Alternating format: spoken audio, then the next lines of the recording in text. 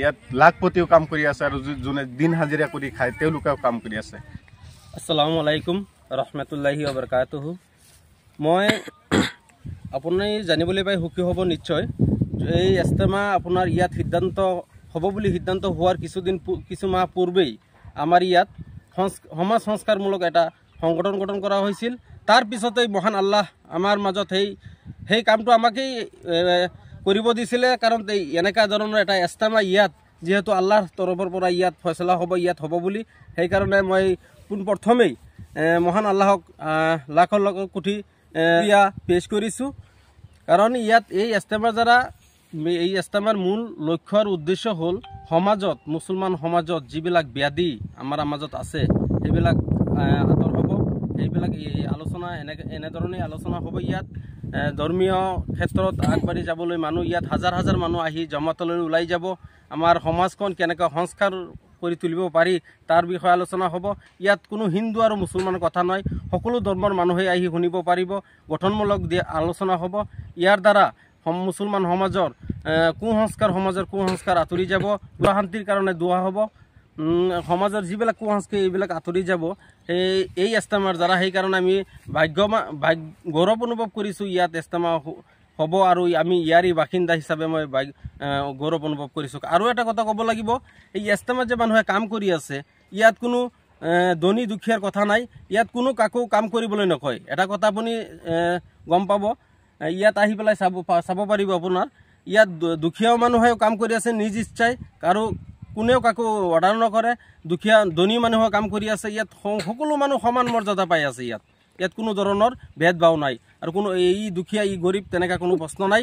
ইয়াত সকলো মানুহে নিজ ইচ্ছাই কাম কৰি আছে। আপোনাৰ লেট্ৰিনৰ ব্যৱস্থা হৈ আছে যাতে ইয়াত আমাৰ কোনো অসুবিধা নহয়। লেট্ৰিন যাতে মানুহে য'তে ত'তে কৰিব নোৱাৰে তাৰো ব্যৱস্থা কৰা হৈ আছে।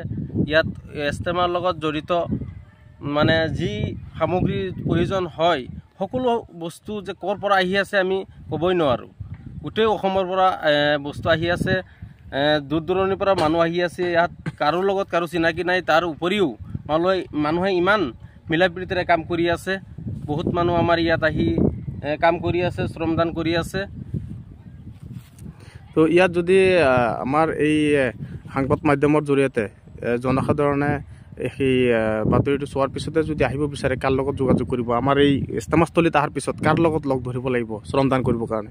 হয়, আপোনালোকে চাব পাৰিছে ইয়াত মানুহ আমাৰ এনেকুৱা সকলো ধৰণৰ কামৰ এজনকৈ জিম্মেদাৰ নিয়োগ কৰা হৈছে, 2-3জনকৈ জিম্মেদাৰ নিয়োগ কৰা হৈছে। আপোনালোকে তাত অহাৰ পিছতে আপোনালোকে গম পাব। আপোনালোকে কোনো ধৰণৰ অসুবিধাৰ সৃষ্টি নহয়, ইয়াত সন্মুখীন হ'ব লগা নাই। তাত থকা বা খোৱাৰো ব্যৱস্থা হৈ আছে টাইমে আপোনাৰ মানুহে ক'ৰ পৰা খানা কেনেকৈ আহি আছে আমি ক'ব নোৱাৰোঁ। সেইটো আমি অনুভৱ কৰিছোঁ। ইমান এটা ডাঙৰ অনুষ্ঠান যিহেতু ইয়াত হৈ আছে, একমাত্ৰ মহান আল্লাহৰ এইটো আমাৰ ৰহমত আমাৰ ওপৰত। সেইকাৰণে ইয়াত আমি ইস্তেমাটো পাইছোঁ। আমি সৌভাগ্য।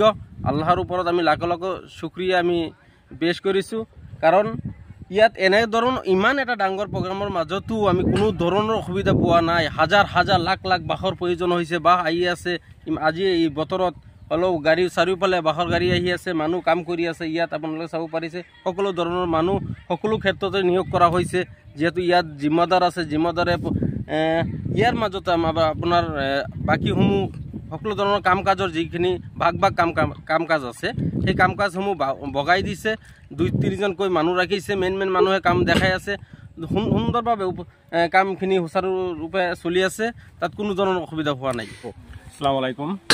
পোনপ্ৰথমে মই গৌৰৱ অনুভৱ কৰিছোঁ যে মই নিজে এই শোণিতপুৰ জিলাৰ ঢেকীয়াজুলিৰ 2 নং জয়নগৰৰ বাসিন্দা। আমাৰ অসমৰ ভিতৰতে উত্তৰ পূৰ্বাঞ্চলৰ যি ইস্তেমাৰ আয়োজক কৰিছে ইয়াতে হোৱাৰ কাৰণে আমি নিজকে গৌৰৱ অনুভৱ কৰিছোঁ। লগতে ইয়াত যি কাম কৰি আছে অসমৰ বিভিন্ন প্ৰান্তৰ পৰা লোক আহি নিজেই শ্ৰমদান কৰি আছে, আৰু বিভিন্ন জাগাৰ পৰা বিভিন্ন ছাত্ৰীসকলে আহি ইয়াৰ কাম কৰি আছে, আৰু পূৰ্ণ গতিত ইস্তেমাৰ কাম চলি আছে। সব যিকোনো মানুহে কাম কৰি আছে। ইয়াত লাখপতিও কাম কৰি আছে, আৰু যোনে দিন হাজিৰা কৰি খায় তেওঁলোকেও কাম কৰি আছে।